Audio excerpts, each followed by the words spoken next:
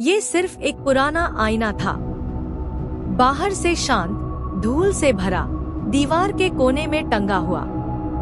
लेकिन जब रात गहराती है तो ये आईना सच नहीं दिखाता, कुछ और दिखाता है। अलीना हर रात सोने से पहले उस आईने के सामने बैठती, अपने बाल संवारती, खुद को निहारती। लेकिन कुछ दिनों से उसे अजीब सा महसूस हो रहा था, जैसे कोई उसके पीछे खड़ा हो, लेकिन दिखे नहीं।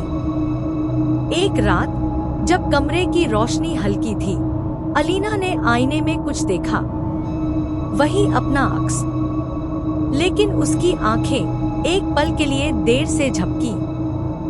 वो चौंकी, फिर दोबारा झपकी, लेकिन आईने वाला चेहरा पीछे रह गया, जैसे अब वो उसका प्रतिबिंब नहीं, कोई और है।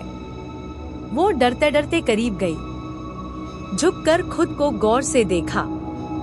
उसके होंठ शांत थे, लेकिन आईने वाला चेहरा मुस्कुरा रहा था, एक ठंडी, अजीब और डरावनी मुस्कान। अचानक आईने का चेहरा नीचे झुकता है, और जब फिर उठता है तो चेहरा बदल चुका होता है। आंखें काली, चेहरा खून से लथपथ, और हाथ में एक चमकता हुआ चाकू। अलीना चीखती है, पीछे हटती है, लेकिन तब तक बहुत देर हो चुकी होती है। आईना चटकता है, शीशे टूटते हैं, और अगले ही पल कमरा खाली हो जाता है। आईना अब भी वहीं टंगा है, लेकिन अब उसमें अलीना की जगह वो साया कैद है, जो एक बार उस आईने में देख ले, वो फिर कभी लौट कर नहीं आता।